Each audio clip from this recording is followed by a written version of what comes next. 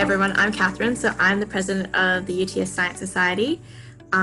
This is one of our first ever job truth panels. It's really exciting to see that we're moving towards more the academic side, and I really can't wait to see how this turns out. First of all, I think we should just introduce our panelists for today. We've got Michael from iEnvironmental, Scott and Michelle from ANSTO, and that's it. So two very important players in the, science and environmental industry, something that everyone should look into. I think we'll start off with Scott, and then we'll start off with Michael and then Scott and Michelle. So if everyone can just give a quick introductory to themselves, where they work, what their role is, and that'd be nice. Thanks very much, Catherine, for that, and thanks for the introduction. So I'm Michael. I have a company called iEnvironmental Australia, and my role in it is the managing director and founder, but I'm also a technical person, as a principal environmental scientist and contaminated land consultant. Hi, my name is Scott Chambers. I'm an environmental scientist also, working at ANSTO. And within our group, it's also a contaminated transport or contaminated impacts group with three foci. There's a contaminant transport in water and in soils, in plants, and my area, which is atmosphere. So by training, my background is in meteorology and atmospheric chemistry. So specifically for the last 15, 20 years, I've been looking at the transport and mixing of pollution in the atmosphere at different scales. Hi everyone, my name is Michelle Durand and I'm the Managing Director of Ansi. We're a separate business to ANSTO, but we help connect the universities with ANSTO. So we're actually based on the same site as south of Sydney. And we have 40 universities from across Australia and New Zealand that connect with us. And we help form networks between the university sector and the ANSTO researchers to undertake different research projects. So there you go. So obviously three very experienced people that will help, everyone understand what it's like to probably work or communicate with environmental science jobs. I think we'll also like to know, besides what role you have, what it's like to work in that role every day. What would your normal day look like, and how has that, been pursued from yourself in university or just in everyday life? What made you go into that role as well? I think we'll start off. Yes. Michael. Okay, I sort of dogged myself into that a bit, but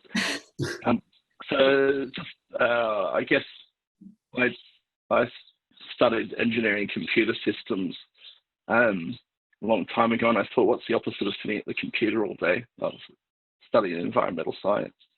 So now I'm at the computer all day, doing environmental science instead. But I had a kind of journey to get there, and I have done a few different things in the field and in a few different countries, and I used to be a bit of a workaholic, and I'd get elevated by leadership back before there was a lot of HR rules against working too long hours, and I get pushed into a bit more on the business development side and a bit of management, and had a pretty healthy workaholic attitude or unhealthy workaholic attitude. And so my career sort of got pushed by all these managers into slightly different areas. But I also was always very interested in the technical side and the technical consulting and remediation and risk assessment side of my work.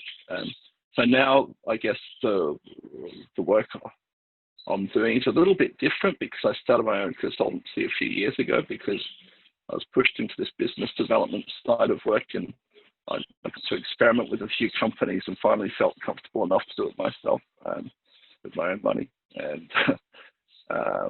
And so now I started the company off in the corner of my apartment, just doing consulting, and had all these outsourced sub-consultants around Australia doing work across Australia. And now I've had to put back on the manager hat and hired a team in Brisbane and Sydney and Victoria.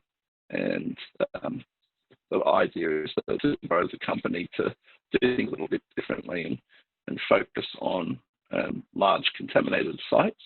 And we're still on the pathway to get there, but a lot of my job is with that management side, a lot with the business development side, a lot with the technical side still, and then a lot with pretty much everything that needs to be done side as well, which happens when you're in a smaller company.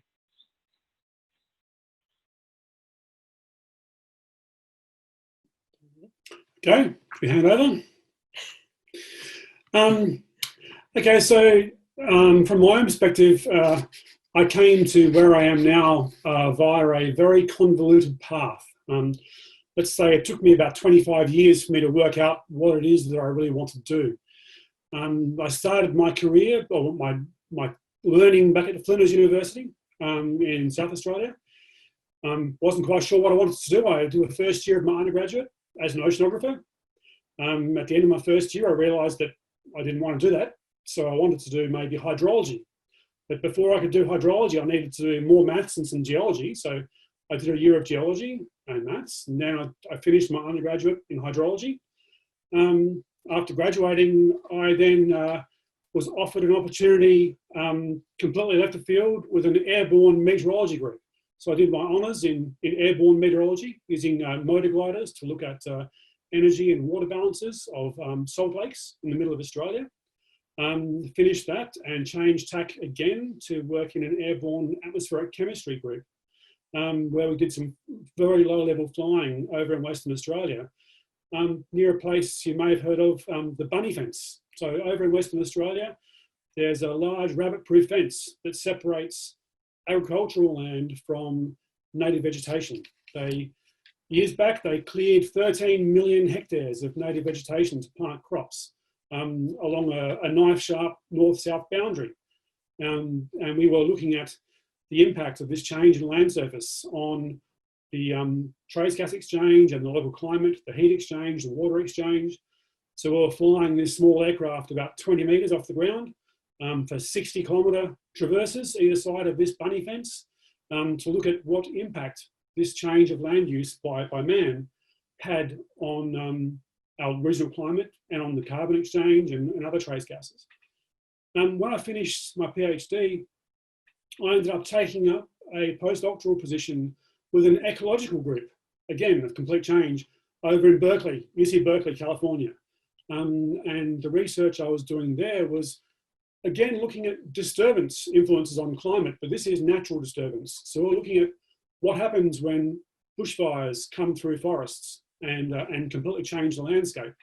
The main difference was we were looking at forests in Alaska, Siberia, and Canada. So very harsh climatic environments where these forests, these boreal forests, take 60 to 80 years to recover after a bushfire, not like what we see in Australia. And over these years, there's about 5 different stages of succession, different vegetation cover, different height, different roughness, different evaporation characteristics.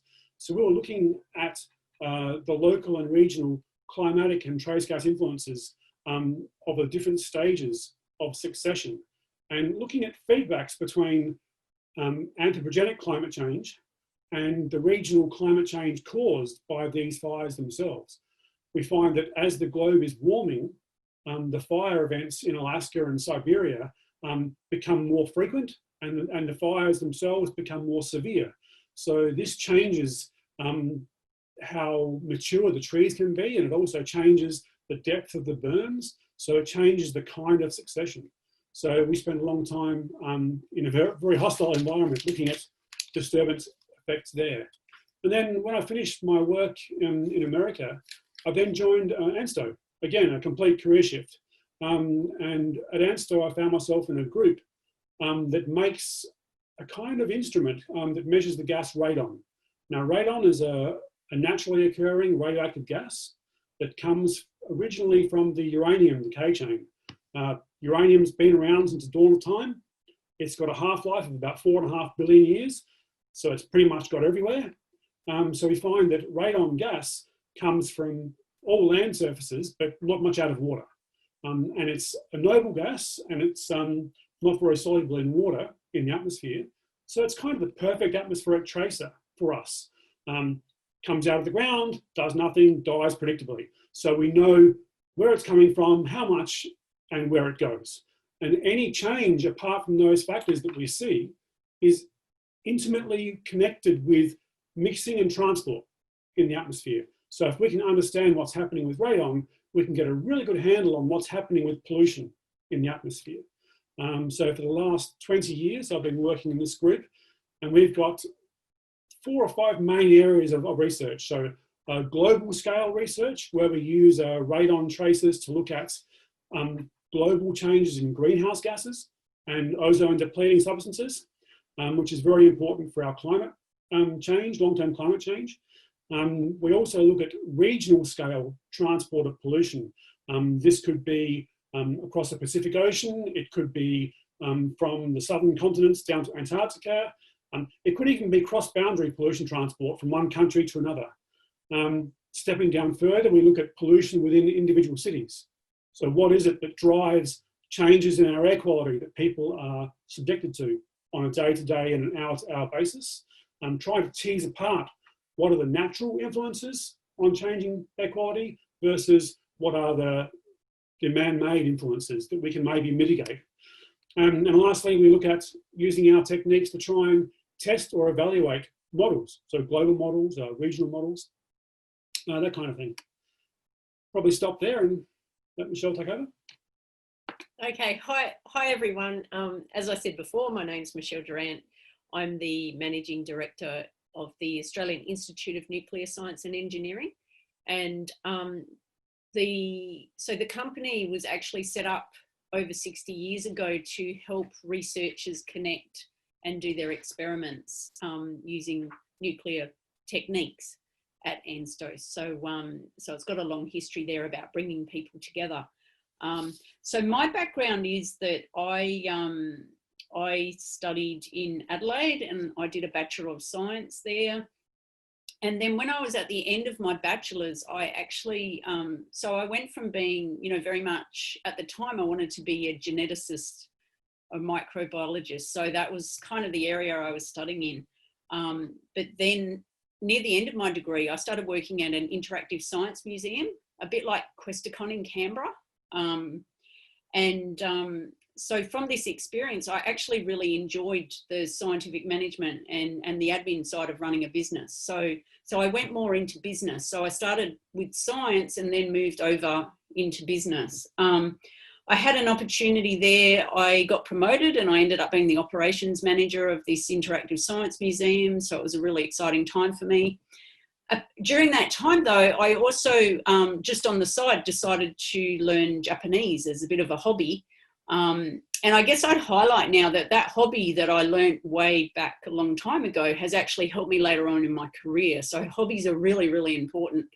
And so I had the opportunity when I was working at this science museum to actually take a year off and go to Japan. I said to my boss, I've been given an opportunity to go to Japan for a year on a government exchange. Would you let me go?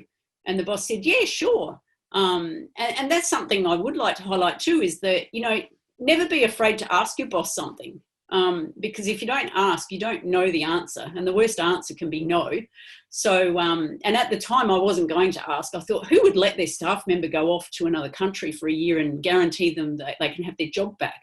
Well, my boss said yes. So anyway, I went and did that for a year, came back to working in the science museum, then headed off to America for a number of years. One of the highlights of a job that I had in America was running a robotics lab. at the University of California, Berkeley.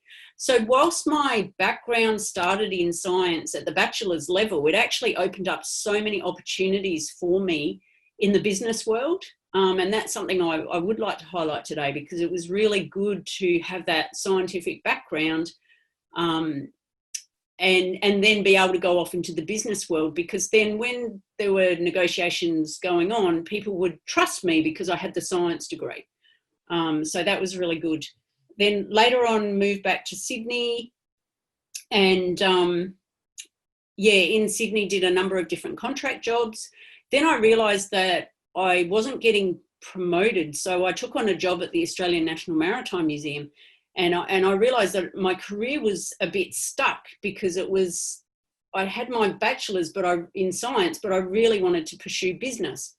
So the only way I was going to really fix that issue for my career was to go and get some form of financial or business degree, because that was holding me back. So I actually went and did a Bachelor of Financial Administration at the University of New England. So started that from scratch and did another bachelor's, which was a great combo, because then I was able to apply for dealing with scientific jobs in the business world. So that was really, really helpful. So eventually I came around to applying for a job at Ansi, at the Australian Institute of Nuclear Science and Engineering, and I was second in charge for a number of years, but 4.5 years ago I had the opportunity to go for the top job as the managing director, and I've been in that role ever since. Also, as a part of that, I've also studied a diploma in corporate governance, so that's something that I did as well, because that's something that I really need in my position. But one thing, a key part of my role is to really make sure that we bring universities together with ANSTO. So we receive funding from the university sector, we have members that pay a membership fee, and then we bring those projects together. And one thing I really like about my job is I get to read about the environmental projects, and I get to help these people make these connections. So one story I would like to highlight, just to finish up with, is that we had an opportunity a couple of years ago where we had a student attending one of our schools that we run, and the student met an ANSTO staff member in environmental sciences. And this staff member rang me later and said, look, Michelle, I've got extra funding to bring an extra person down to Antarctica with me over the holiday period. Do you think that student would be interested in coming along? You know, do you think she'll let me have her email so I can ask her? So, you know, I rang her and I said, look, someone wants to invite you to go to Antarctica. And this was someone that was coming out the end of their bachelor's, actually. And so she was absolutely delighted and got to go down and has done further research now in environmental sciences. So that's one highlight of my job, and Ansi does play a really key role in bringing students together and connecting them with ANSTO staff in environmental sciences. So so that's something exciting, and that's the environmental link to my senior role, where I'm overseeing the operations of a business. Wow, so I think everyone has had a lot of things to input there. Even I myself, as a third-year student, I'm learning so much here. I think what really stood out to me was that not everyone here had a straight path. Nope. We all job to job, even career to career, especially Michael with becoming an entrepreneur, or I guess a company owner. And then as well, Scott, you just went from one path to another, but they were completely on two opposite strains. I think I wanted to ask, what skills did you see transfer between those, and what do you think is really important to gain as you're going through that career and stuff like that? Especially Michelle, you said hobbies and programs are really good. So yeah, just a small little thing about that I think would be nice to hear. Starting off with Michael. All right, I'll do a little bit. Well, I feel like I didn't talk enough about my career path now after all that. But I was a bit convoluted too. So I think I went to, I started doing ecological studies around Brisbane, and then went out to the Middle East and started doing cetacean studies and shooting whales and dolphins with a little biopsy dart to get a little DNA sample, and then got into contaminated site consulting while I was over there, and going around to all the petroleum and oil related sites and being thrown in the deep end to clean them up. And I think, and then I got thrown into start a company in China for an Aussie company, and hadn't had any management experience in that. But I think if I can learn anything from some of the experiences, and also what Scott and Michelle did, it's a bit harder academically than I did. And I think I always carried an attitude of putting my hand up for everything. And when there were opportunities, I took them, and that diversification of getting those different experiences, I think it's good to do when you're younger, and put all the pieces together as your career goes on, but don't be afraid to get involved in things that are a little bit unique and different. I guess the lessons I had, I put all the experiences I've had together in everything I do, as does everyone.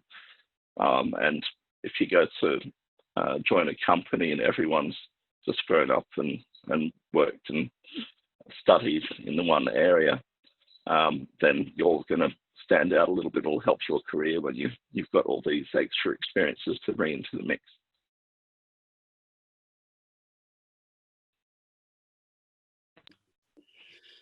Okay, I think like with the rainforest, I think diversity is the key to many different research groups or many businesses.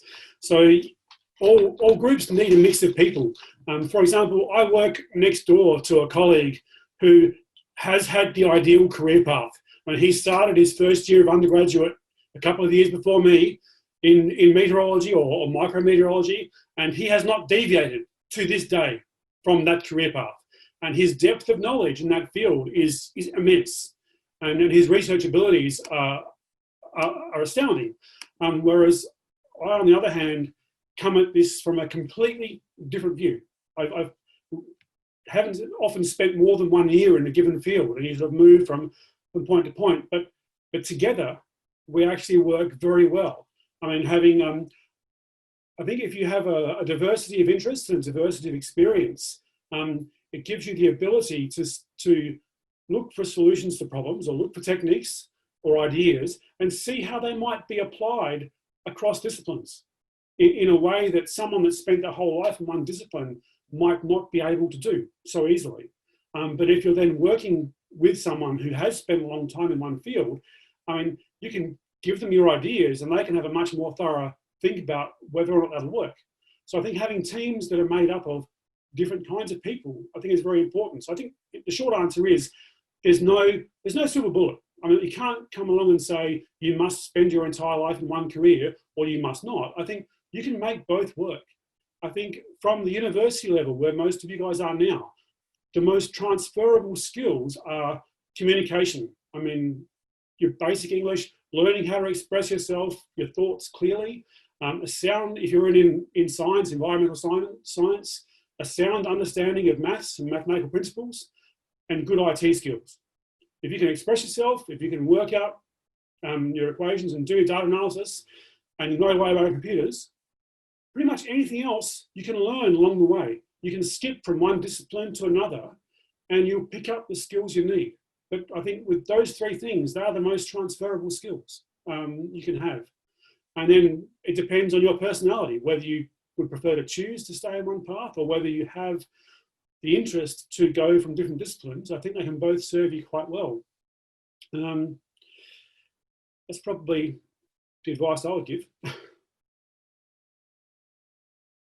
I guess further to what Scott and Michael have said, I also would like to add that I don't think anything is wasted. So I know myself, you know, I started with science and I was really, really keen on it.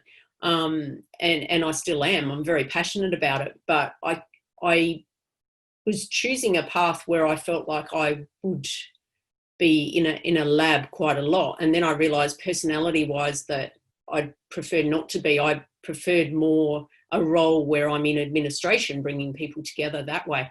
And but I don't feel that anything I've done is wasted. And I think sometimes people get a bit stuck on, oh, if I've started a degree and then I don't get a job in that area, it's not wasted, because going to university is such a great thing to do. You know, you learn report writing, you learn, you know, learning for something, sitting for an exam, writing reports, dealing with deadlines in assignments. There are so many skills that people learn at university.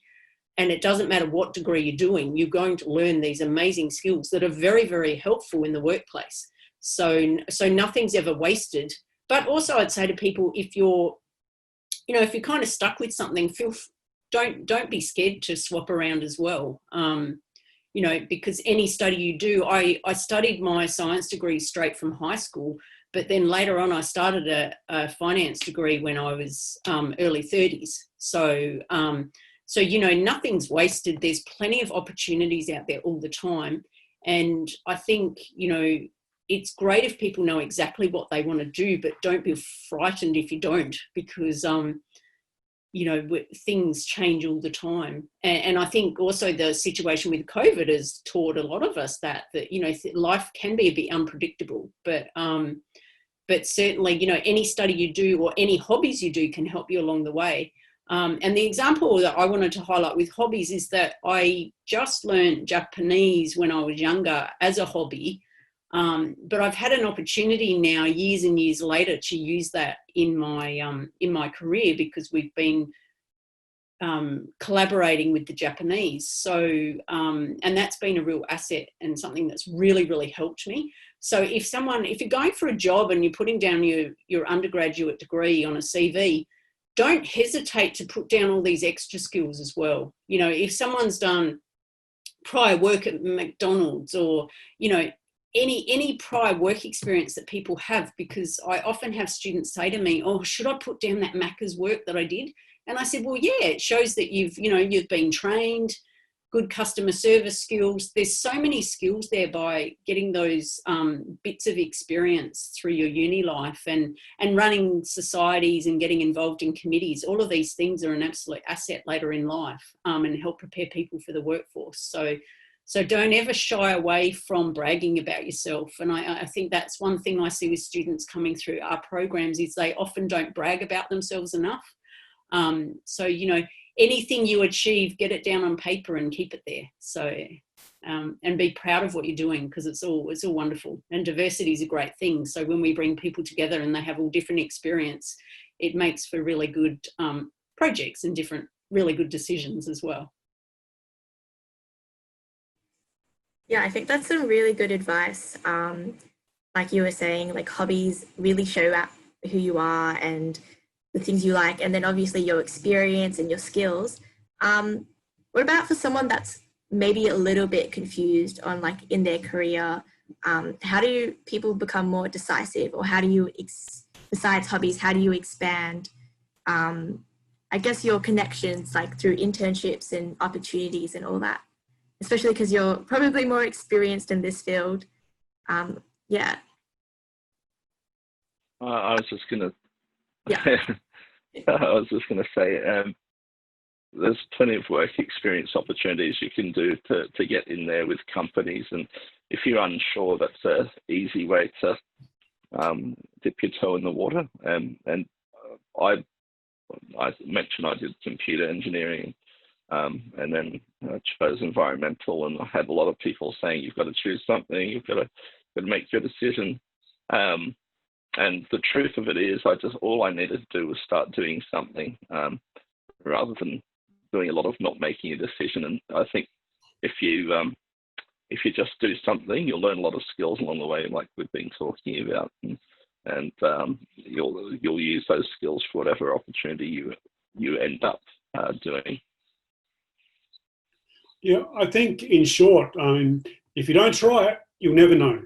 Now, where I am now in my career, one of my regrets about my university life was revering academics too much. I never spoke enough to the academics that were teaching me.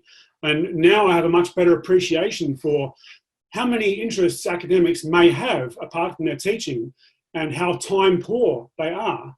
So quite often, if you get to know your lecturers and talk to them more, find out what their research interests are, what they're doing, you might find that there are plenty of opportunities out there for you to get involved in. I mean, it may be volunteer work, it may be paid work, it may be internships, whatever, but put yourself out there. I mean, and you don't have to commit yourself to a whole 3 months, 6 months.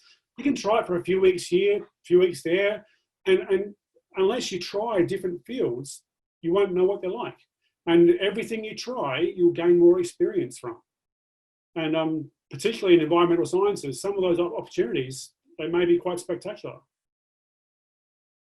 I think I'd just add to that. I think there are quite a lot of opportunities in environmental sciences in that regard, because if you put your hand up to, help someone with their field work, or I'd certainly advise people at the university to try and get to know the PhD students that are studying environmental sciences, and really connect with them and their supervisors if you can, and offer to lend a hand. If there's a field trip coming up, or there's an opportunity where you can get involved, because then they'll remember you. And I think a lot of the time students don't ask.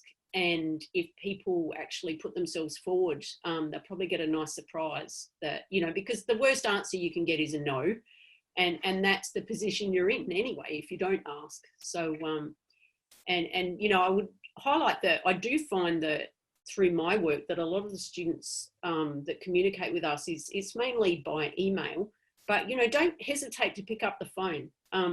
If someone rings me, I get such a shock because I get so few phone calls. That I pay attention and I think, wow, they're brave, because we get, so few phone calls about people saying, hey, can you help me find something? So that's one of my tips. I think don't be afraid to use the phone, because it's, it's not used as much as it should be, I think. Just as an example, I mean, you may or may not be aware, there is a research vessel, a ship that's owned by the CSIRO called the Investigator. Now, last year, there was 4 cruises that this ship undertook between Australia and Antarctica. And the instrumentation on this ship is owned by universities in Victoria, New South Wales, Queensland, many different atmospheric parameters and oceanographic parameters being measured. Now, for each of these voyages that were being held, the academics were scrambling, looking around for 2 students each voyage to go. And in some cases, it took them quite a bit of effort to find people. So if you actually make an effort to get to know your supervisors and find out what they're involved in, opportunities like this, to go for a 2-4 week cruise, essentially, you get taught how to use equipment. It's a great opportunity. Of course, there are many kinds of field work, but that's just one example. Oh, wow. So obviously there are a lot of opportunities. Michelle, I think we wanted to ask you what scholarships are available at the moment at ANSTO, or programs, or anything that like the participants today can research about, or go out after this and be like, wow, there's something there available for me. Yeah, sure. Look, I'd just highlight at the moment that Ansi, we're currently advertising our Women in STEM and Entrepreneurship program. And that's an opportunity where we'll be offering 2 places for UTS to send 2 students to. It's an online event at the end of this year, but that's something we've got advertised at the moment. And I'll start with that because that's a school where we usually connect people face to face. Obviously, we're not this year because of the COVID situation, but so we have a round where we advertise to female students or students identify as female that are welcome to come along to that. So there will be 2 places for UTS at that event. And we're bringing the students in on Zoom to have some tours of the ANSTO facilities and get to meet the scientists there. We've also got some high-level speakers in STEM that will be connecting with the students. And also from that program, we run a mentorship program as well. So we buddy people up with ANSTO research staff, and then they guarantee to offer a mentorship program for the next year. So that'll go right through to the end of 2021.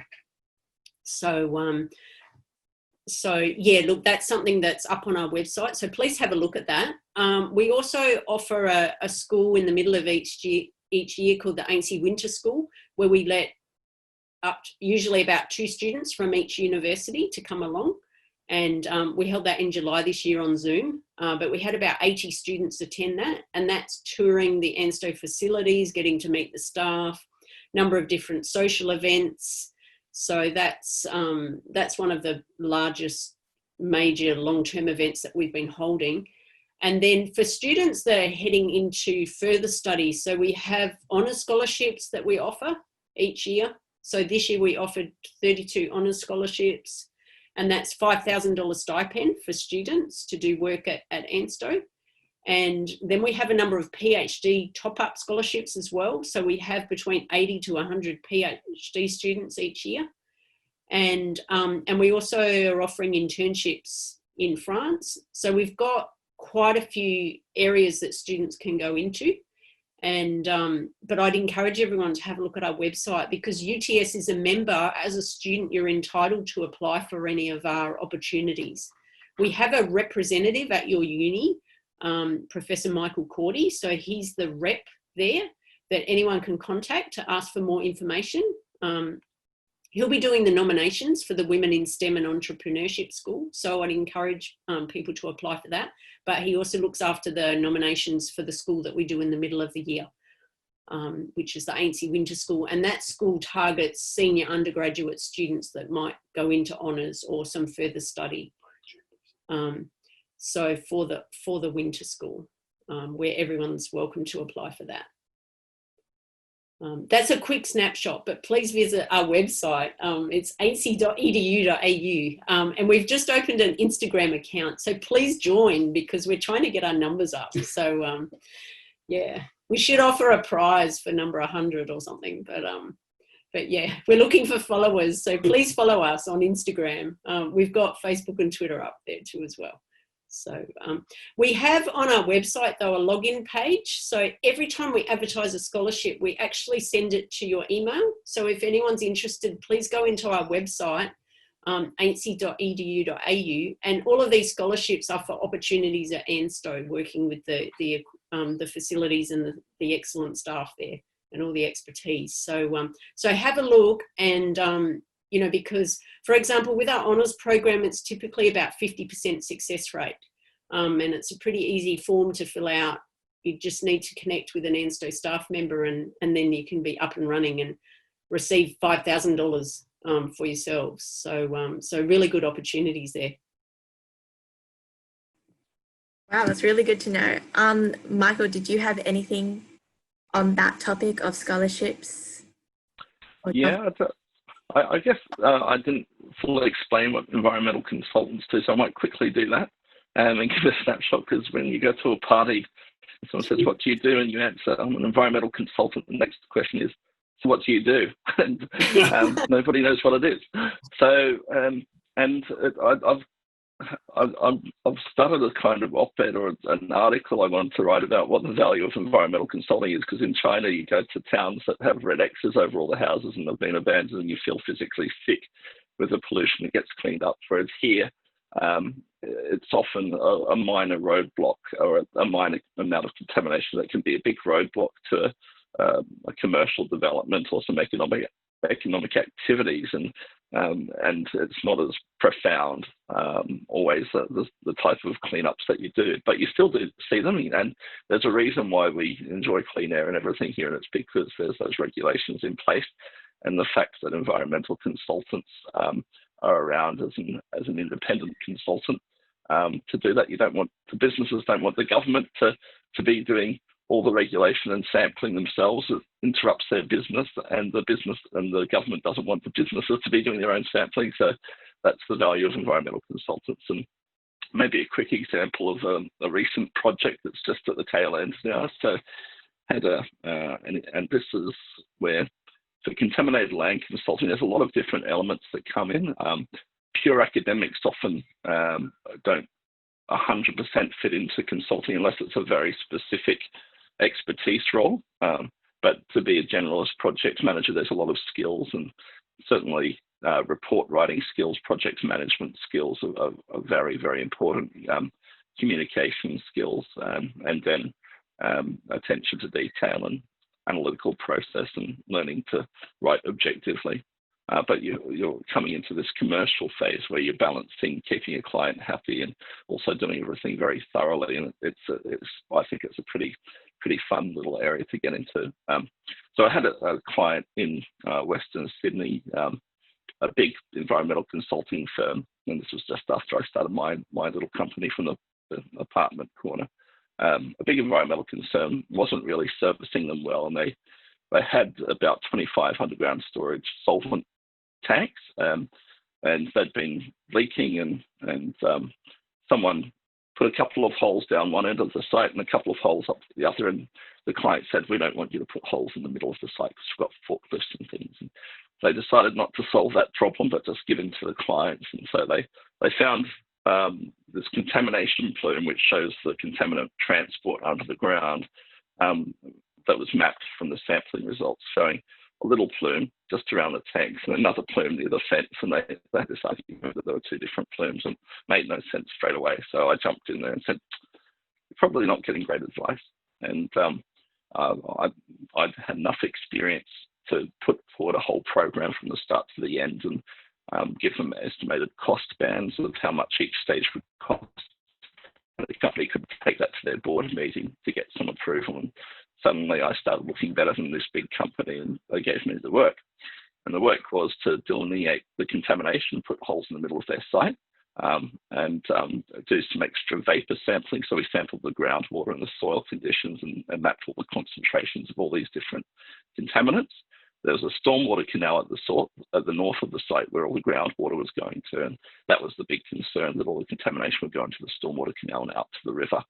And I had to check whether that was happening.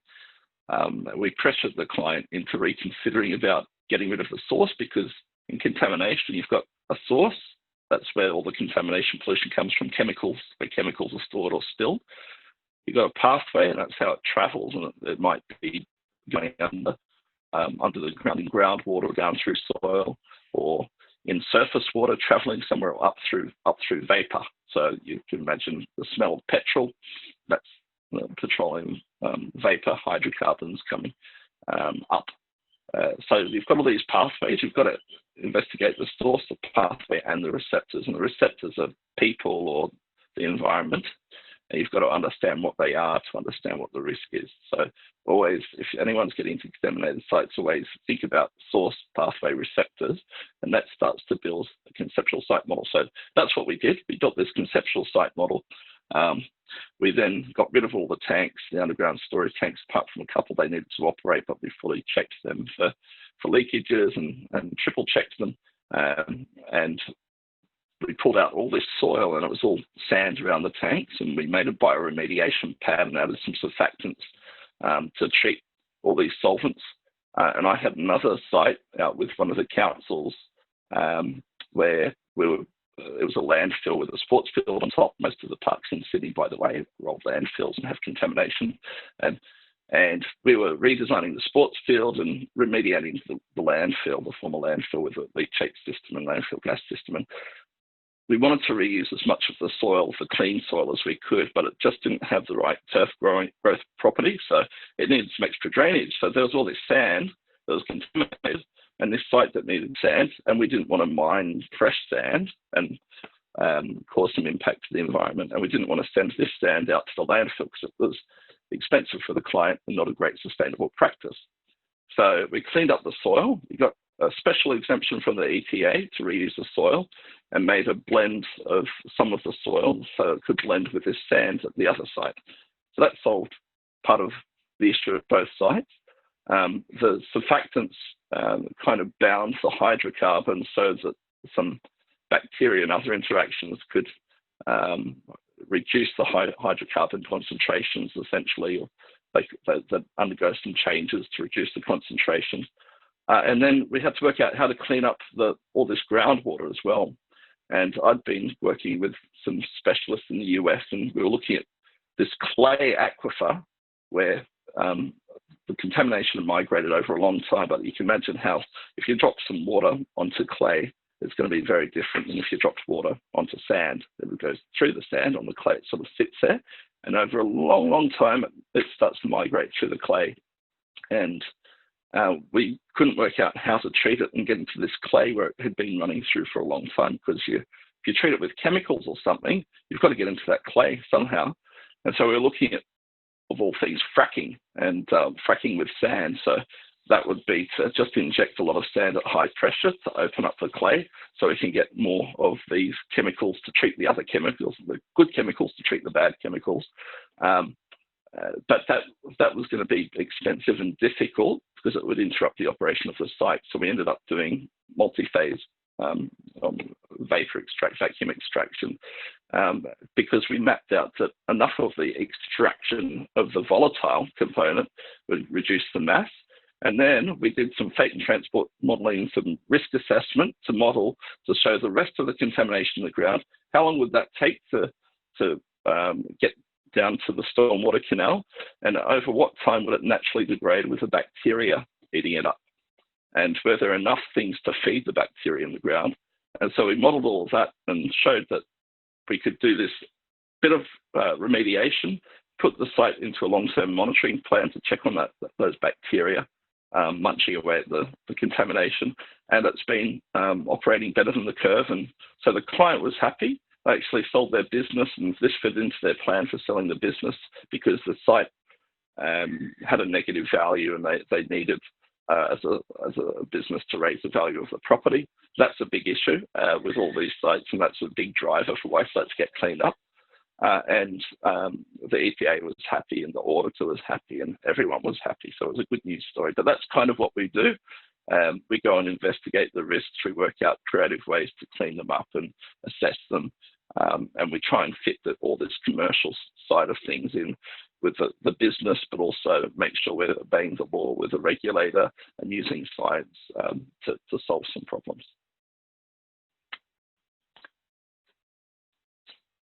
Was I going to add anything else? I think that was all. No, I think that was super interesting, just learning about that. But yeah, I think we had a lot of questions in the chat.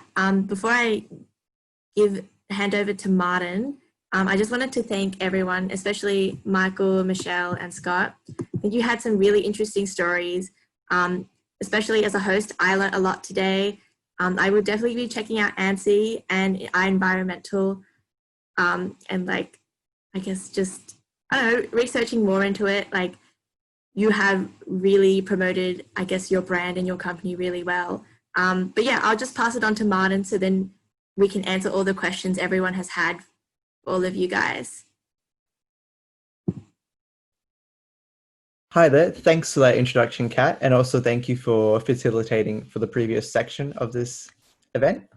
I was just going to open up the questions to anyone now, and any questions that you have, our attendees, could you please submit them in the chat. And if you would like to directly ask a question yourself, just add a disclaimer in your message and we'll open it up to you to ask the questions. Otherwise, I'm going to be starting from the top of the list from what we have so far and work our way down. And then once we reach about a 20-minute mark, I'll give you guys a heads up and kind of tell you that we won't be able to answer any more questions after that point. So the first question we have is, what is the employment rate / possibility after finishing university in this field, and is a PhD necessary? I guess we can start with Michael if you want. Okay, I'll just say it. So a PhD at an entry level with us often isn't desired because it usually means someone's brain's been trained to be very specialized and a little bit academic. And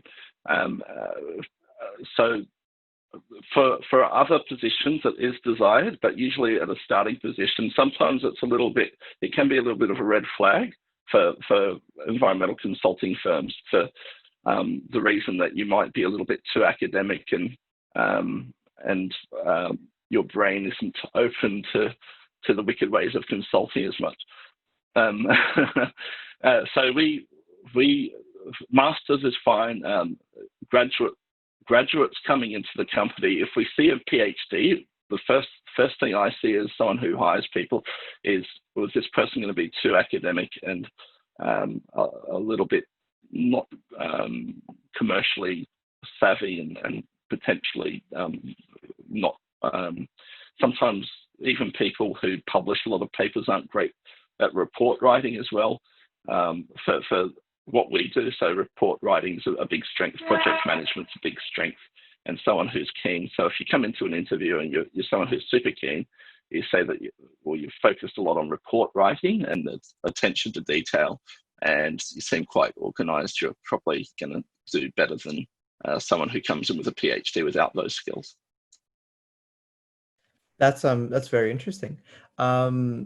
Michelle and Scott, do you have similar views on this matter? It depends on your interests, I guess, from my point of view. If you would like to go into industry or consulting, like we just heard, I don't think it's that critical to have a PhD in the field. If you're more inclined to think more critically, delve more deeply, if you're more inclined to do pure research or go into academia, then a PhD is more suitable. Really depends on the individual as to where they would like to head in that regard, I believe. And maybe, trying to find some internships, trying to get some experience early on in your undergraduate or honours time might give you a better idea of what sort of person you are. I guess I'd just add to that there's a lot of opportunities to perhaps connect with industry and do your PhD with an industry placement. So I do find, people going through in that form that they might do their PhD with industry. So they make those connections as they're doing the PhD. And that's quite a lot at the moment. And so, yeah, it certainly depends on the situation, though. It depends on the employer. So, yeah. No, I'd just say yes to that as well. That if you come in at a low level and you haven't done your PhD yet, then there'll be opportunities to be specialised in certain areas and do your PhD while you're working as well. And it doesn't mean that all graduates who have PhDs won't get a job as well, by the way, I didn't mean that. But usually we associate people with a PhD to be more specialist areas of work rather than the lower level graduate work. So, yeah. Fair enough, I guess. Oh, sorry. Oh, sorry. I was just going to add to that. Then, from an industry perspective too, there may be, situations where someone's done a specific PhD and that's just what they're looking for at that point in time as well. So it really is, I guess there's no kind of standard answer for that question, I would say. Fair enough. I had one student as part of the mentorship program a few years ago who was quite keen herself to pursue a more academic research-focused career. And she got her an internship, actually, in a consultant company looking at pollutant emissions from a power station in Victoria. And she actually performed so well doing that the moment she finished her undergraduate, they hired her. And she never followed through with further study. So things can change. Yeah, that's a good point too. You can always do an internship and get employers past their prejudices. But I just also add that we've got a number of people with PhDs working with us, but all of them, apart from one, has come through as specialists in certain areas. Yeah. Okay, well, that's fair enough. I guess it isn't a be-all and end-all to have a PhD in a field. It's more so about the path you take to what results you get. Another question we had is, what is the range of science backgrounds that have environmental applications? Are there any other degrees or subject areas that can contribute to a career in environmental science or research? I guess we'll start with Michael again. I would add on for specifically environmental consulting, having project management skills. So doing some sort of project management course can be very useful, because as a consultant, you're managing, or you're starting to get towards, if you're increasing your career, you're starting to manage projects and having to manage budgets and things, and having the foresight to organize and predict things coming up is a really good skill. So I'd say project management.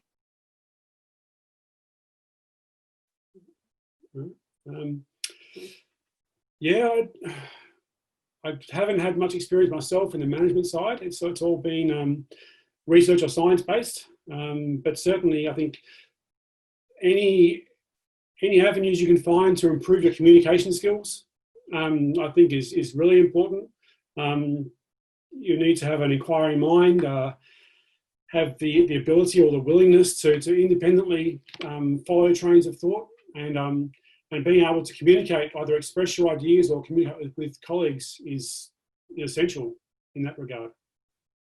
There are so many different possible areas in environmental research. It's hard to generalise. I was just going to add, just on the commercial side, it's a big bonus to come in as a graduate with a little bit of work experience with a company, particularly a big polished company that teaches good systems.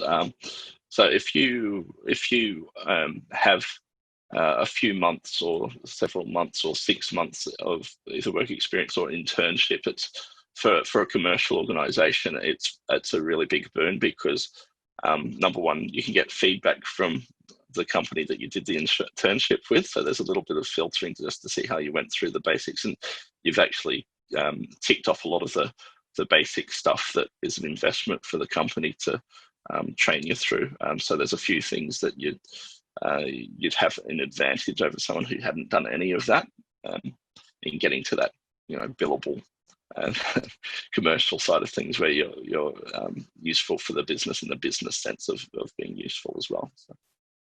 I guess I'd add too that I'd just make sure at the end of your of a degree that you have really good Excel skills too. That you can use computer packages, because some people come through and they are not utilising those tools that you might be surrounded with at uni. So it really pays to really get involved with that. And at Ansi, we often employ casual students to work for us, and I'm always looking for the students that have strong Excel skills, that can say that they can use different functions in Excel. So that's something I really look for in my recruitment when we're employing casual students. Well, any programming experience is very, very valuable, but if you're not a programmer, then the next step would be Excel, because you can do a lot of manipulation of money, of data, of information in Excel without having detailed programming knowledge. Same for our area as well. Having Excel and Microsoft skills is useful. We actually switched over to Google Documents, which was a big step, because I was all about all the control fields in templates for Microsoft, and I used to spend a lot of money getting them developed in different companies. But we have a test for people who apply with us from graduate and up, and it's done in Google Sheets, which is basically the same as Excel. So if you make it through to the final round, we've got a couple of people either this week or next week who are doing the test for a couple of positions in Sydney, and we'll prompt them about what the rough question is, so they can do a little bit of research beforehand. But you basically get a set of data. You get asked to make a graph and prove your writing skills a little bit by trying to make a statement about what the graph says. And so we get to see your Excel skills, your analytical skills, some of your writing skills, and also how you structure your thoughts on paper. And we do that in real time, so people don't get to go home and have a few people check it.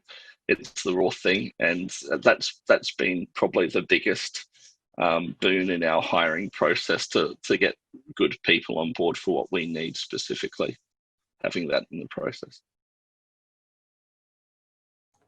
Yeah, that's all really good stuff. It's quite interesting and helpful to know that the workforce is really looking for individuals with extra skills that are outside of their just normal degree. Another question we had, just trying to, it's written a bit weirdly, but I think what they're trying to ask is, do you have any feedback or say helpful ideas on how you would better get into a research team at the uni you're in? Like, how would you first start getting into those processes? Sorry, maybe we can start with Michelle this time. Yeah, look, I guess, I would start by, identifying what group you might be interested in, and doing a bit of door knocking there. But I'd start by trying to contact the PhD students. And then, universities have seminar series, so go along where you can to some of those seminar series and get to meet the different PhD students when they're giving seminars, and their supervisors giving seminars as well, and take it from there. But I think, when you connect with students or honours students at your university, then, they're not far off graduating, so they'll be very receptive to trying to, find different avenues for you to explore. And I think, quite often students don't explore the options that are there. So, don't be afraid to go and connect with someone. But sometimes it's easier to do that by contacting another student.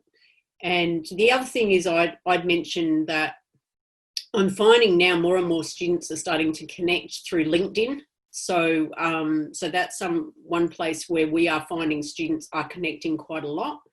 And so maybe, if you don't have a LinkedIn account, consider that. And because that seems to be a forum where a lot of students are connecting with potential employers or scholarship opportunities. So that's one thing I'd highlight.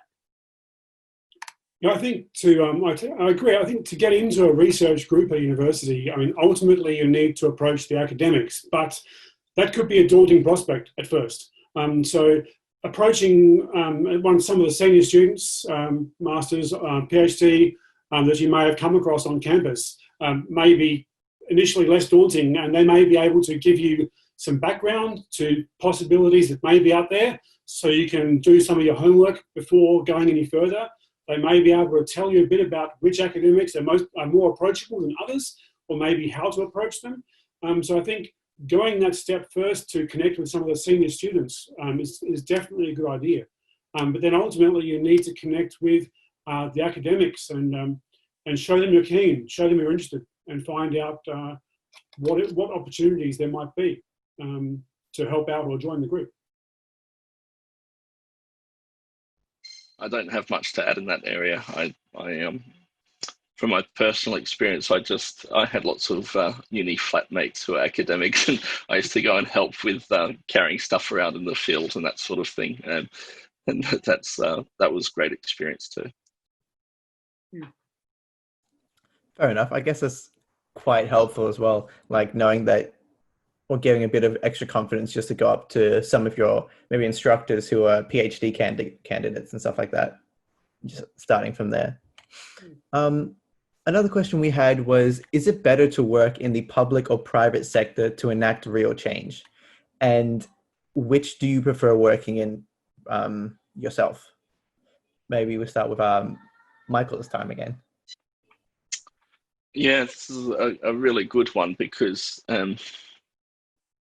there's consultants have a particular view of people in the public sector, so I'll try and and it's not always justified, but generally consultants are very focused on time efficiency, and business sensitivity, and governments are obviously a little bit less so in those areas, because it's not directly affecting everyone's job from day to day necessarily. It might be a step removed.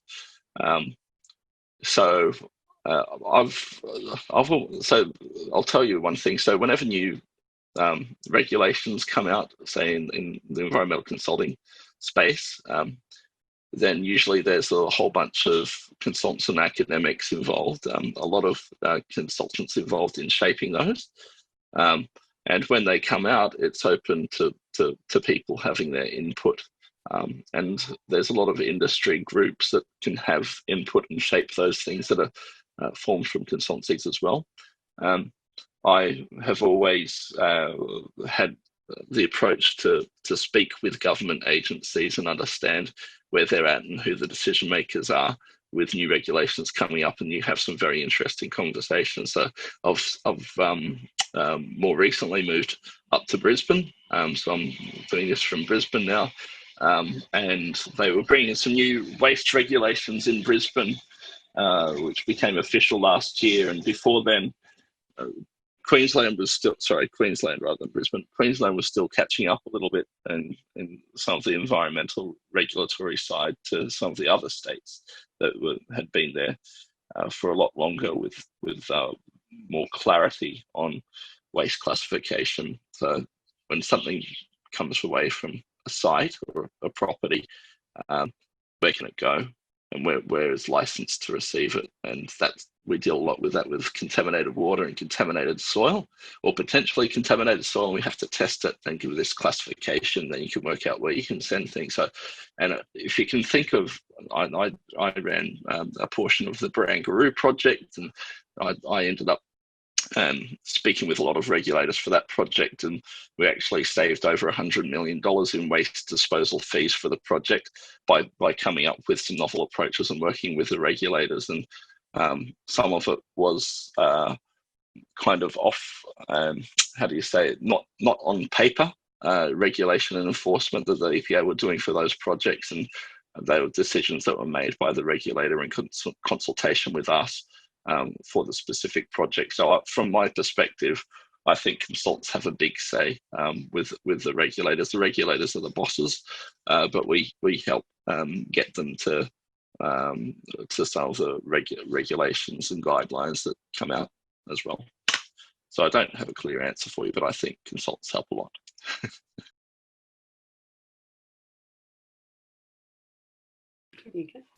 Yeah, I've never worked in the private sector myself, so I can't give an informed viewpoint on that. I've enjoyed the research work within the public sector myself, with a bit less pressure for the commercial side. But I mean, that's an evolving thing even within the public sector. We go through times where research is more of a focus and times when revenue is more of a focus. But I think within the public sector, I mean, it's possible to make change, but maybe it's a slower process than may be the case from within the private sector in terms of having a direct input on regulations. Yeah, look, I guess I'd just add to that, because I've worked in both public and private, that and at the moment, you know, working for a private business that deals with the government, it's quite interesting. But I think there's just you know, there's a real role to play for translational research, where we're all reliant on each other. So we need, you know, funding to put projects together, and then, you know, things to happen. So I guess, you know, I wouldn't say one's better than the other, but I think they work very, very well together.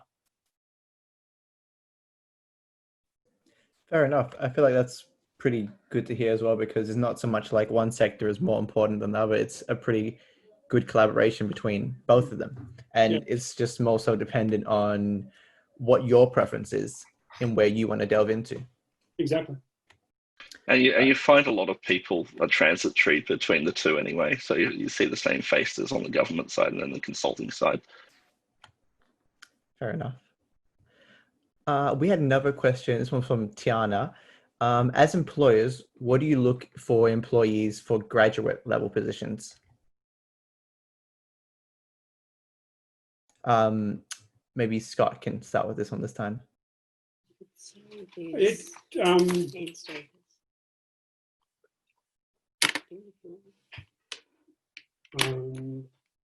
Or do you want to talk to that? Because I don't. Yeah. Okay. All right. I'm going to steal Scott's question. That's all right. So ANSTO does have a graduate program. So people, when they at the final year of their undergraduate, you can apply for a graduate a program there. So have a look at their website too. It's the ANSTO graduate program. And they actually, so they'll have an undergraduate student that then rotates across all areas of the site. So ANSTO, which is the largest campus, is based south of Sydney, but they actually have 3 campuses. So they have the Australian synchrotron down in Victoria, and they also have a site closer to Sydney at Camperdown. But the main employer of people is actually south of Sydney, where there's over 1,000 staff. They have a graduate program where they do take straight out of undergraduate, students can apply, and then they have a rotation across the site, and they work in all different areas of ANSTO. So there's a really good opportunity there. It's a 2-year rotational program. So if you had finished your bachelor's or you're near the end, have a look out for that, because that's a really good opportunity, because you get trained in all different areas. So even areas outside of your discipline, which allows you to learn these other skills that you might not have studied at university.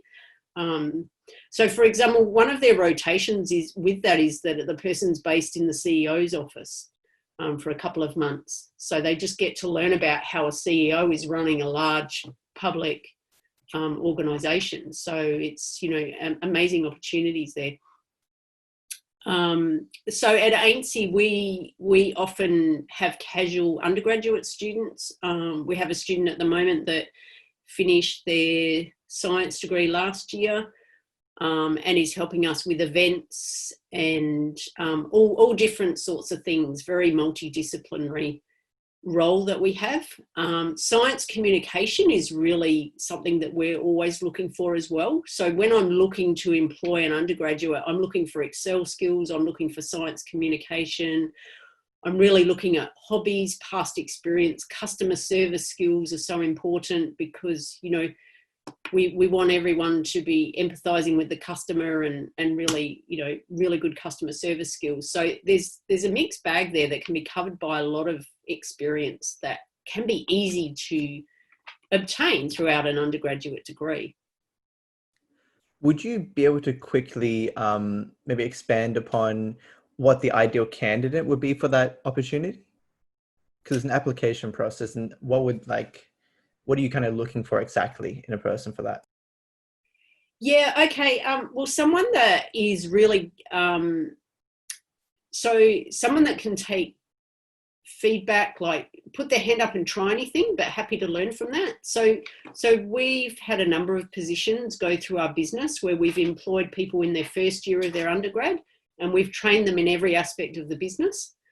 And we'll do that because then we, it's an opportunity to know that we've got that staff member for 3 to 4 years. And so in that training, I've really looked for, Excel has been a big thing for us. Someone that's happy to, might have some hospitality experience even. So we run a number of events. So we have quite a lot of skills that we need to look for. Someone that's happy to help with an event, someone that might be happy to have a go at web design.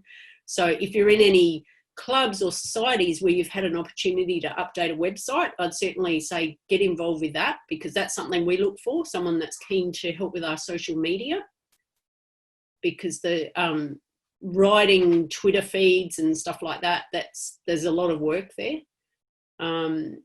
So that's kind of what we're looking at. Fair enough. That's quite helpful to know. Michael, what about you? What are you looking for exactly in graduate level positions? I think that's a good point with the Excel skills and the document skills, but it's the things I mentioned before. So someone who has a good attention to detail, someone who's pretty good at writing, because we as consultants, we charge for different things, and a big portion of it is the reports that we write, which have to be very objective.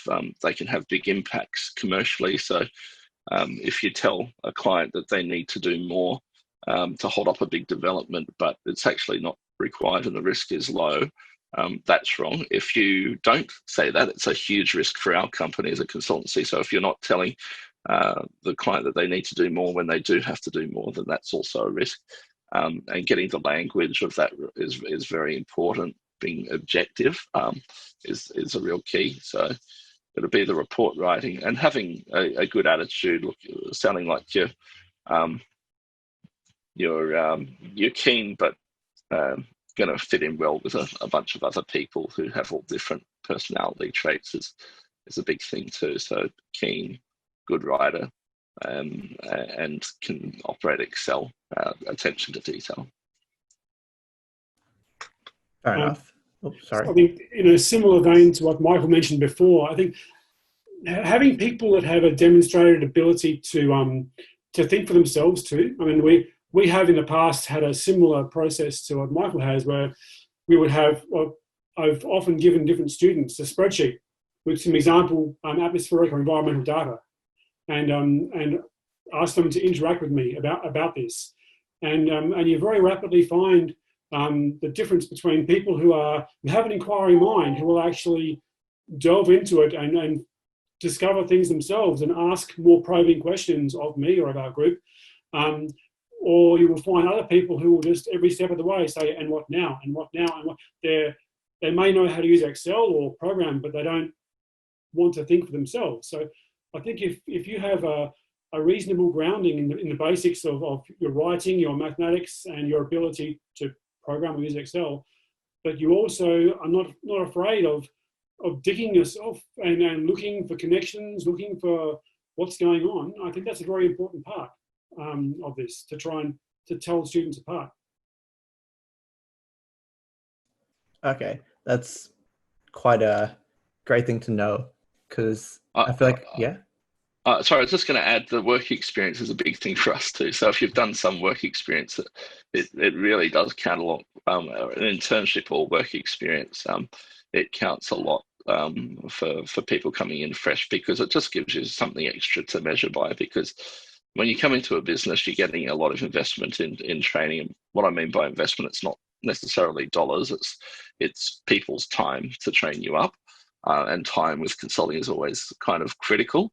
And we like to make sure people get a full amount of training, and we go through something called a basic training, which ticks off a whole bunch of basic skill sets, and they're quite diverse. So we want to get you through all of those. And if the person has trouble with those, then we have to do it again with someone else, essentially, if the person just isn't going to be a fit, or we can't see that we can get them there, or they don't have a strong desire in the industry after trying it out.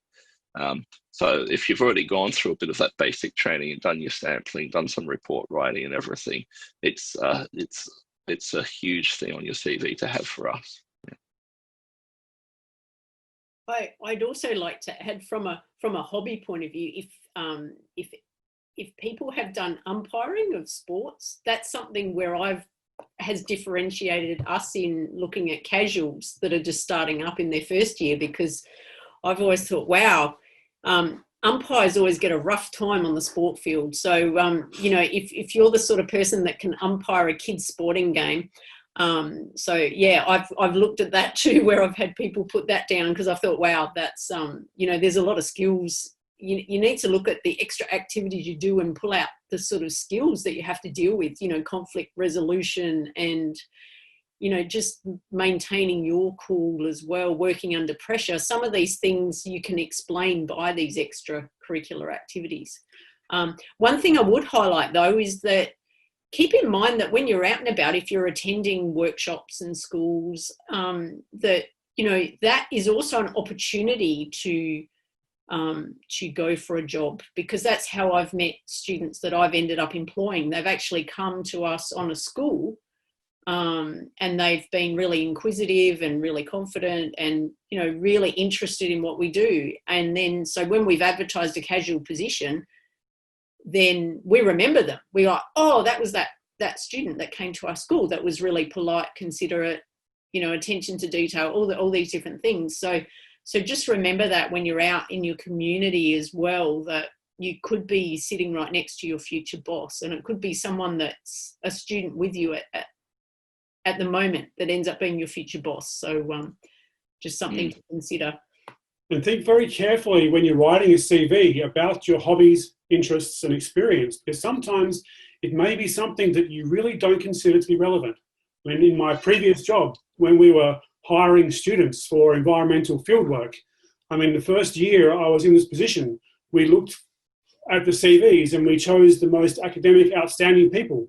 And in fact, our first year was not that productive by choosing the most academically brilliant students. And in the second year, we had a large influx of people applying. And one of the students, he was maybe a B grade student, but he happened to mention on his CV that he grew up on a farm. And on that alone, I chose him for one of our two positions we had. And he knew how to service engines, he knew how to use tools. I mean, just experience he had gained in his previous life that he barely thought that was relevant. But that was our most successful field season ever, because this guy, he had so much prior knowledge that he just picked up. Now, so just have a real think about the things you do in your day-to-day life and for the job you're applying for, and are they relevant? That's a really good point. So with us, we have big field programs too, and remote work and things, and someone with a bit of life experience or working on the farm, or where you can show that if a situation comes up, you're going to manage it okay, and not be terrified because you haven't had much life experience goes a long way. So if you're not super strong academically, because our first step is to screen people academically as well, and then go through these face-to-face tests and their CV and what have you. But if you're not very strong academically, but you show that you're a calm problem solver who has a bit of life experience in certain situations, that goes a long way too, and put that on your CV, like was just Scott just talked about.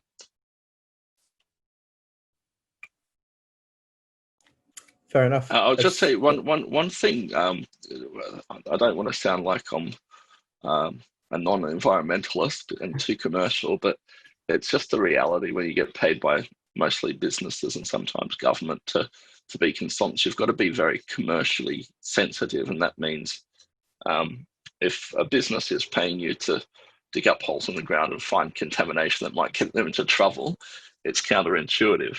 And they do that for us because they have to, and very rarely it's because they're good corporate citizens, but generally it's because they have to. And the value that we can show them is that we can problem solve for them and consider their commercial aspects, consider all the environmental regulations and come between. But if you have on your CV that you're a hardcore Greenpeace person that's anti-commercial, it won't look very good for a commercial consulting organisation, because it shows that there's probably you're a little bit too far on that side of things and not maybe in the right balanced area. It doesn't matter if you've done a lot of volunteer work with environmental causes and research programs and preservation, that's fine. But if you're an activist, that probably wouldn't look great to an employer in consulting. That's all right. Fair enough. I guess your skills needed for all these different types of jobs are very specific to what you're looking to actually apply for and what you're selling yourself with.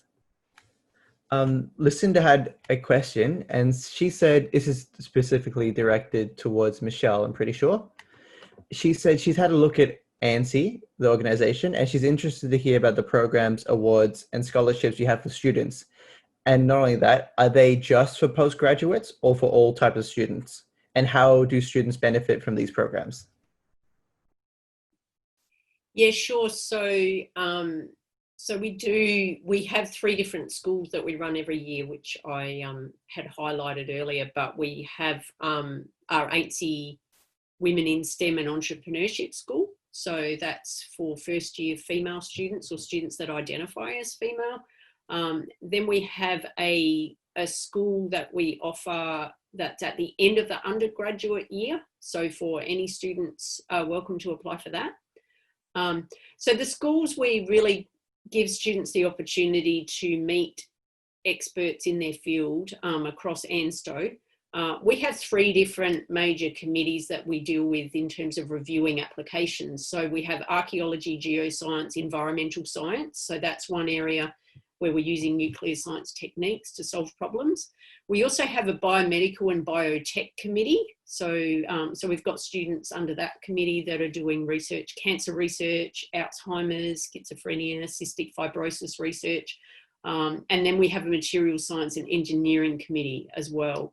But just looking at the environmental side, that's quite strong. There's a lot of environmental research that goes on at ANSTO. And so through our schools, we're really trying to connect the students with those scientists at ANSTO so that there's opportunities for students to build that pipeline of expertise coming out of Australia and New Zealand. So that's our focus there. Give students an opportunity to connect with the infrastructure, the amazing equipment there, but then support them throughout their career. So essentially we have those undergraduate schools, then we have our honours scholarships, then we have PhD scholarships, we have internships. We do have an internship opportunity that we signed between ANSTO, Ansi and the French Embassy, where we send people over to France. So we had 7 scholars go on an internship opportunity between the 2 countries last year. It's a bit tricky this year, but they'll be going when they can, the people. And then we have early career researcher scholarships as well. So our programs are not just limited to students. It follows a whole pipeline of coming through research career at a university. So we have early career researcher scholarships for postdoctoral positions. And then we also, as a part of our agreement with ANSTO, any researcher from anywhere in Australia and New Zealand that's a member of Ansi can actually have their travel and their accommodation paid for to do research at the sites south of Sydney at Lucas Heights, where the research reactor is based. So we have a number of programs for the whole pipeline of researchers across Australia and New Zealand, which is great. But Australia only has 1 research reactor, and that is based south of Sydney at Lucas Heights, which is the suburb. So because of that, Ansi plays a key role in bringing students and researchers together. So we will pay for travel and accommodation to get people to site. And we have 34 universities in Australia that are members of our company, and we have 6 New Zealand universities that are members. So we're connecting 40 universities with all of our programs. So a student that attends, for example, from UTS will get to meet students from another 39 universities. So we do find it's very collaborative too. And often as students progress through different programs with us, they get to connect with each other, and we've seen quite a few joint publications come out of some of our scholarships where students have met at our events and continued to collaborate, which has been really good. Thank you. Well, that's quite a lot of opportunities here. Oh, sorry, Michael, were you about to say something? I was just going to say quickly, if you're interested in getting into environmental consulting too, there's a few groups, and one you might just want to jot down is the ALGA group, ALGA. And I've been a member on committees there, and they hold events for students as well, and students can attend at heavily discounted prices. So Australian Land and Groundwater Association is probably the biggest one with the most events. Right now it's all Zoom meeting, virtual webinars, but usually you get to be around a lot of different people, and you get to speak to a lot of different companies and individuals and understand about their different roles, and it might be a good way into the companies as well. Sorry, yeah, thank you. That's also helpful to know. I'm pretty sure a lot of people are interested in that, into environmental consulting. Just one thing I wanted to ask Michelle, where would we find all these opportunities for on your website? Is there a specific link you can give us, or is there times that they come out, like a timeline for when you guys open stuff up? Yeah, look, everything's up there. I don't have it in front of me right now, the website, but if you have a browse on the website, all of the programs are listed. So we do have everything up there. But what I would say is on the front page of our website, we have a login link. It's on the very front page. So you can click on that login link and register on our database. And then that way you'll get an email directly every time we're offering a scholarship.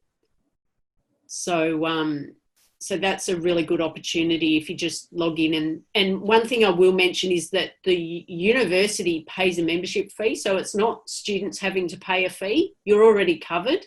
Your university has paid. Which means that students can access any of our scholarships and you don't have to pay for a membership fee. It's a university-based membership. So the institution joins us and they pay a fee, and then their students can apply for whatever they like. So so it's a really good opportunity for students. Fair enough. It does sound like quite helpful, and it really good reminders as well, because people usually forget to check things sometimes, and just having a helpful reminder there is quite a good thing. Yeah. One other question we have from Lucinda as well. She was asking, should we do internships or take up subjects that aren't science related? As it seems many jobs these days are quite transdisciplinary. Maybe we'll start with Michael again. Yeah, it's a really quick one. So one thing that I saw another question there, I might be able to answer both, but I don't want to cheat ahead. One thing that you'll find that you might think is it's super important for your undergrad or what subjects you choose, but it doesn't matter that much to us what you've studied in your undergrad. It matters more about the skills that you've picked up in the process, and you'll find everything that you've learned, you have to learn something new when you come into consulting. So that's probably one thing that I thought, and everyone else thinks, it's specific experience is important. It might show that you've got a strong interest in a particular area, which is great to know if you study, for us, if you study contaminated sites or water or something like that. Well, that's good. You've got a real interest in there, which is good to know that you can. And that's probably more the extent of it than what you've studied. So as long as it's generally relevant, it's fine for what you've studied. I forgot this question, sorry. That's so good. The question was just about the assumption, sorry, wrong one, about should we do internships or take up subjects that aren't science related? Yeah, so, and on that note, the internships definitely do a lot more for us than, say, a subject that isn't science related, or if you did project management or other skill sets that might be of interest. But the internships definitely help a lot for businesses to know that you've done those. Yeah, I tend to agree. I think at this stage of your careers, your lives, practical experience, hands-on experience is just so important. I mean, rather than dedicating time to stepping out of your chosen field for the time being, learning-wise, I would recommend going for internships or volunteer work, just some hands-on stuff, definitely. I guess I'd add to that too, even if there's an opportunity where you take a break from your degree for a year or something like that, where you're going and getting some hands-on practical experience, I think is a really good thing. And often students ask me, are you going to worry if it took me an extra year to do my undergrad? Well, no, not if it means you've gone and got another skill. So I think sometimes there's a big focus on trying to get that degree done in the minimum time, but don't hesitate about, taking 6 months off to go and do an opportunity to help you in your career, because people aren't timing you. People don't have a stopwatch going, oh, wow, they took 6 months longer. They would just look at that and say, wow, they took 6 months off to get some more hands-on experience. That's a good thing, because sometimes it can be hard for students if you graduate at the end and you haven't actually had any experience, and then you might be competing against people that have. So it's a tricky one there. For example, myself, I took just over 6 years to finish a 3.5-year PhD, and that's because I took up 7 different jobs along the way that interested me, and gained a lot of experience. I mean, sure, it took me a long time to do my PhD, but the experience I've gained in that path, I mean, has helped me a lot in life. I didn't get that. So I think practical experience is hard to beat. We'll ignore Siri. Siri didn't get that. That's all right. I think we got that instead, though. That's quite helpful to know, though, that it's also good to just maybe take time out and go getting these other skills when you have the opportunities to, because they're quite helpful and they're what employers really look for in an industry, and it's what really helps you stand out and do a better job in general. Yeah. Next question we had, what was an assumption you had going into the environmental workforce industry that you found to be wrong? I guess we can start with Scott this time. Oh, and also, sorry, I think for the attendees, we might cut off the questions now because we're getting quite late, and I don't think we're gonna have enough time for all of them. We'll just continue on from this for now. I guess, sorry, I'll repeat that again. So Scott, what was an assumption you had going into the environmental workforce industry that you found to be wrong?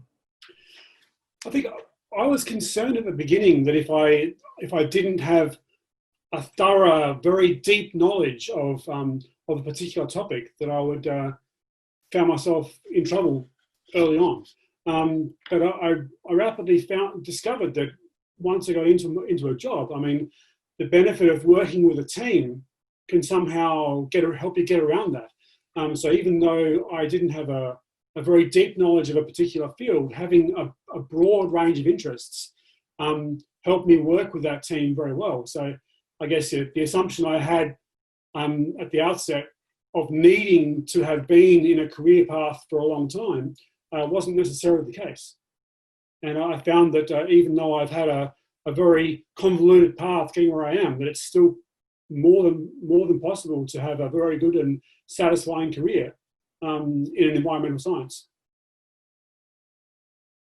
I guess I'd add to that too, is that I think a number of students that we deal with, they think that when they, particularly with PhDs, that they've got into one area and then they, at the end, might feel like, oh, I'm a bit trapped, and they only look for jobs in that area. But when in fact, you know, a lot of people swap what they're doing even at the end of the PhD. So they might be experts in some area of environmental science, but then actually switch to another area. And that's actually quite common with researchers that I've met through the uni and through ANSTO, where they might have studied one thing through their PhD, but then they've made a change in their actual career. And that's been, you know, quite okay for people to do that. So I guess I'd say to people, just don't feel trapped. Don't feel as if, oh, I've got a STEM degree and now I can't do anything else. Don't ever feel trapped about what you've done, because the degree or a PhD, whatever you've done, will still be good foundation for making a change later if you want to as well. Yeah, and I'll just add, I think what I said before of it super matters what you've done in your undergrad courses. For us, it doesn't matter as much as you think, or most graduates think. I can't actually remember back when I started working what my assumptions were. I think it was a relatively new industry still back then, and now it's been much better developed, and there's industry groups, and you should be able to come into an interview knowing a little about more, and there's websites and things. You should be able to come into an interview knowing a little bit about what you might be expecting to do now, and that probably makes a difference. If you think it's going to be similar to uni, obviously it's not. It's going to be a very different experience. There's going to be certain skills in a business that you have to learn, and knowing those might be useful so that you don't get surprises along the way. And the other one is that this comes up very often because I've heard it for so many people. So we always ask, what's your report writing like? And we know that we're getting an answer that we're kind of listening to more of the style of the answer than what the answer is in interviews. And for anyone that's written a lot of papers who's got a PhD will always say, well, I've written all these papers. And the assumption is that will translate to a consulting firm's report writing style, and it's very different from writing your uni reports and your assignments, or your thesis if you've done honours, or a master's or a PhD, than writing a report in a commercial sense.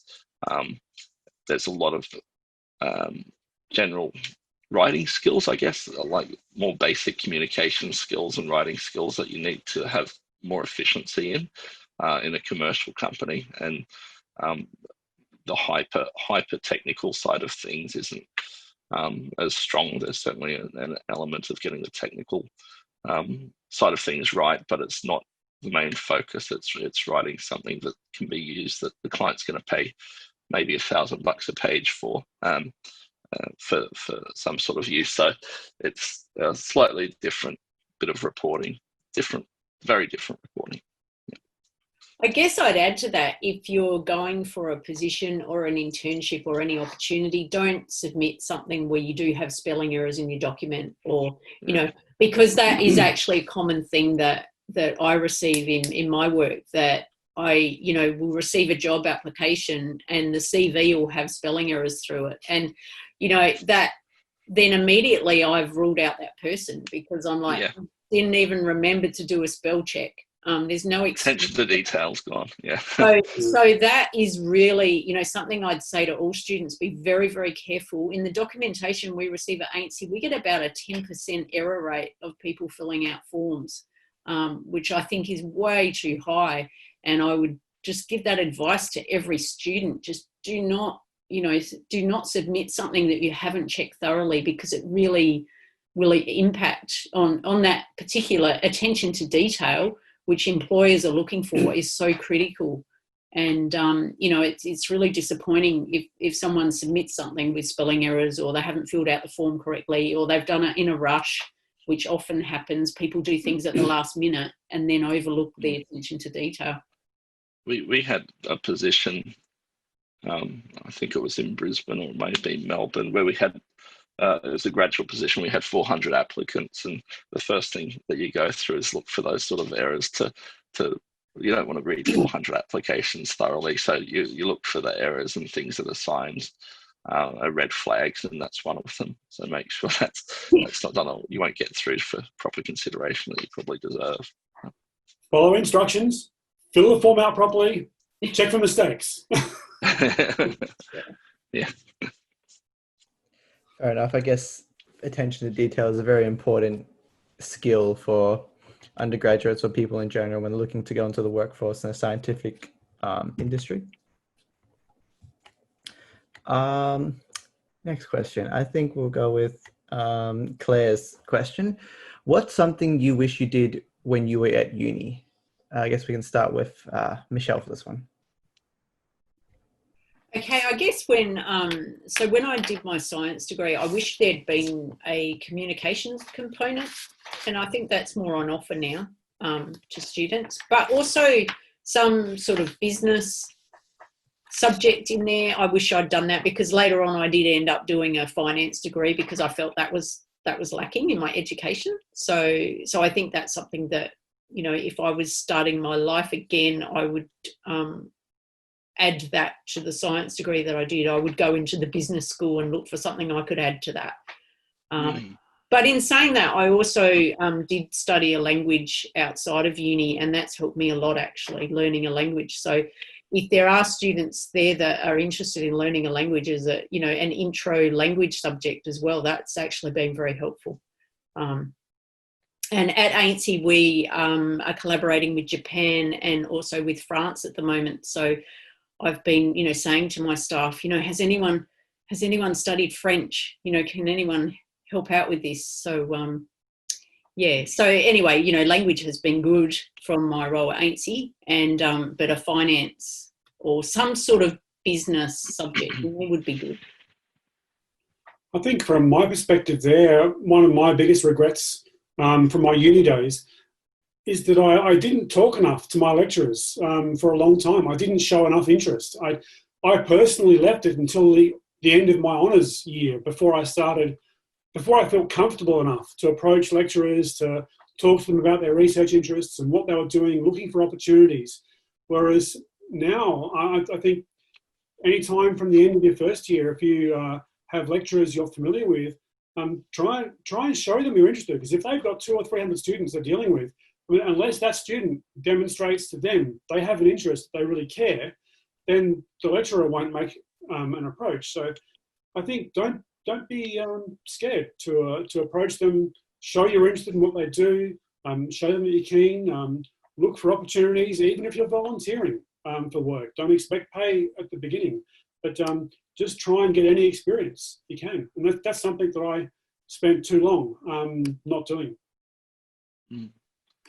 For me, I'd say I kind of enjoyed my university days, and I was pretty shy before, and I developed socially during university. So I did for a little while feel like I should have studied a bit harder, and I did well in the subjects I liked, and not so well in the subjects I didn't like, but for now, I'm glad that I balanced myself in the process. So I think when you go to university, you can develop lots of areas as it's kind of growing up in the university, and maybe not so much the subjects, but just I think being rounded. If you don't use that opportunity, maybe you'll find it hard when you get busy at work to develop some areas. And in terms of subjects, I think what I struggled with when I started working was report writing. I was always struggling to reduce my paragraphs by half the number of words, and I did a course called writing clear science, which is still around today, and I put stuff on it all the time. But you have to want to get a lot out of those courses, which I did. And so if there was a course like that for writing clear science, writing concise science, I probably would have liked to have done those. Agree. It's very. I did a similar course only 8 or 9 years ago in my career, and the way I write papers and communicate changed a lot. Just by making what you're writing a lot more concise and focused, makes a huge difference. Whenever graduates come in, lately I've been reviewing graduates' reports in bigger companies. I wouldn't have been, but it's been an experience to go back and have to review graduates' reports. Now I've started my own company, it's a bit smaller, and usually the common comment is, right, see that paragraph, divide it by 2, reduce the number of lines by half. And that's the challenge, that you kind of always set yourself, don't have too many words to get to a point. And even when I set staff up with reports to write, I'll say, okay, let's just talk in caveman speak to get what the report will be saying, because these standardized reports that we've got to write actually have a story to them, and you start off by summarizing everything that happened, and then you introduce why you're doing this stuff, and then you've got to say what the object is, why you're doing this stuff, and put it into caveman speak. And if I can get the graduates to start to do the caveman speak and say, we dug holes in soil, we got samples from soil, some soil had these hydrocarbons high, then it actually helps them through the process, instead of just delving into a section that they can write out to understand what they're trying to say. And so I think writing caveman speak's a big thing that I wish I did at university too. This is where mentorship programs like the ones that Ansi offer come into their own, because students in first year or third year levels or honours levels have the opportunity to interact directly with some of the researchers and get that kind of feedback on things that they're writing or things that they're doing, to try and work out, a logical flow of how to put together a document, to try and keep the reader's interest and attention, and try and do it as concisely as possible. Fair enough. Those are quite helpful, and knowing like whatever workshops, like even today are present, that you can do is quite good knowledge right now for anyone interested in doing that, and they can try to upskill themselves with stuff like that. We had another question. I don't know if we've already covered this per se, but does your GPA in your first years matter? Michael, would you like to talk about this? Yeah, so with our applicants, we get them to write their GPAs and produce their transcript, and to summarize their final year. So in the actual document, we get them to reproduce what they did in the final year rather than the first couple of years.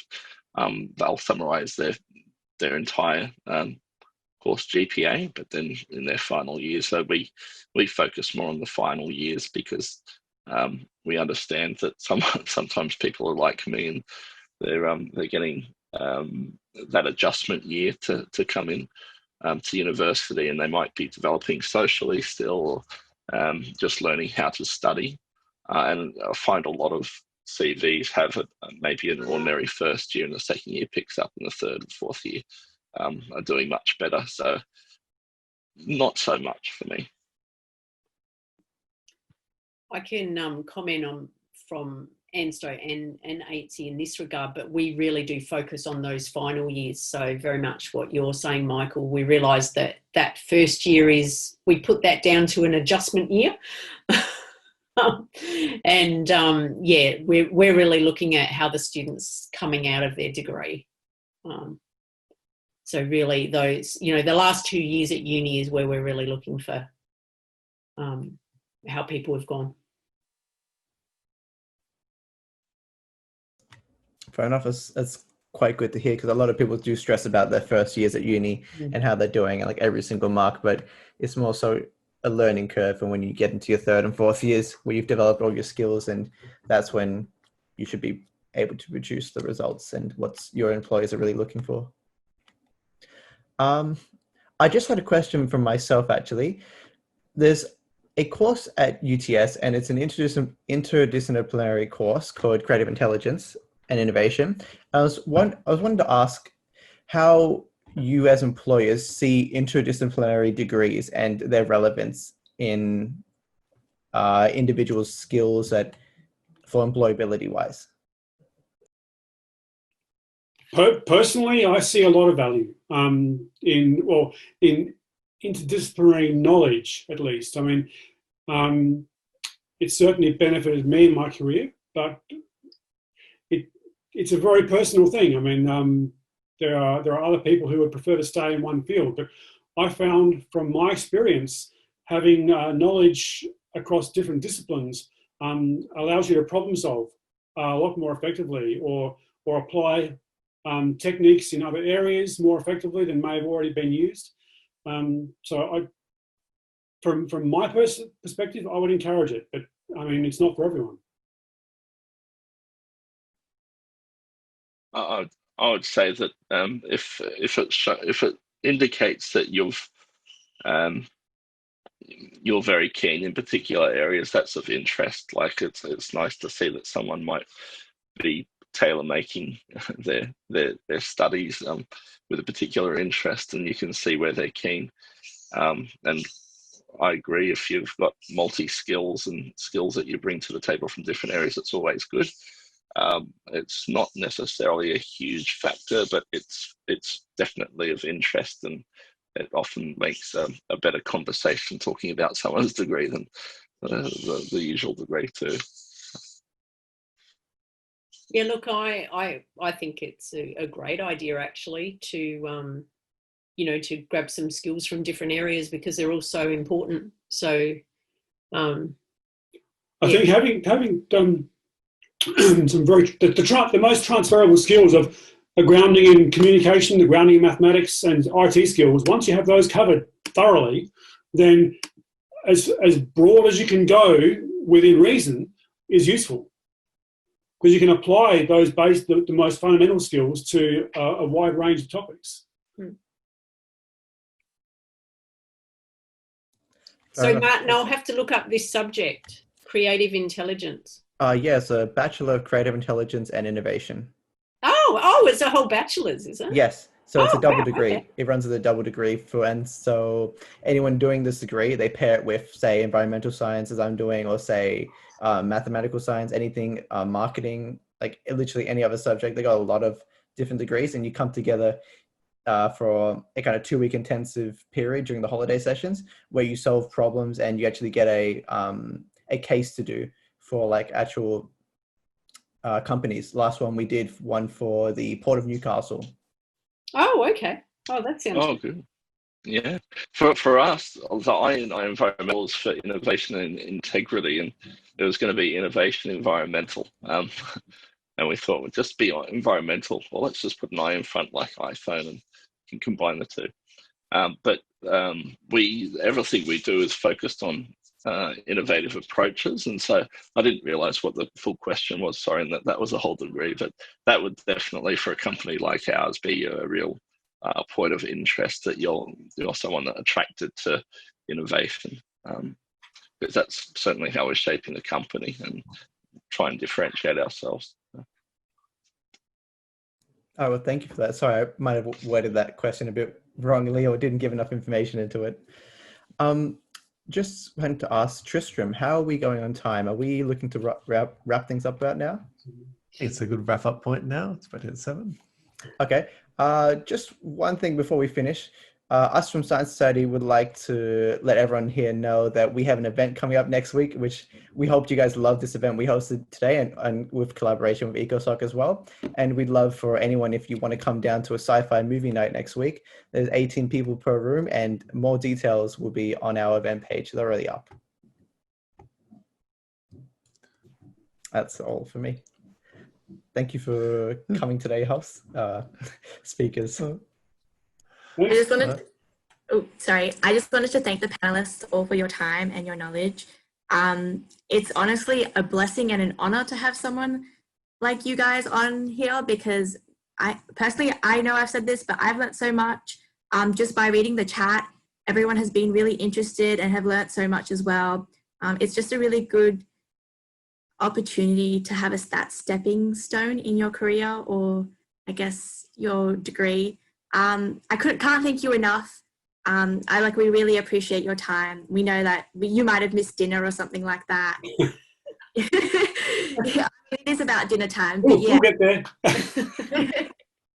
Exactly, yes. But yeah, really thank you so much. I know all the participants are very grateful. My exec team is very grateful.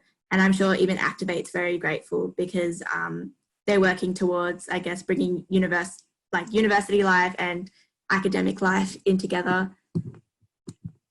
But yeah, thank you. Thank you. Thanks for having us. Nice to meet everyone. Yep, thanks for having us. Yeah, lovely to meet you all. Yeah, thank you. Good to meet you too, Scott and Michelle too. Yeah, nice to meet meet you.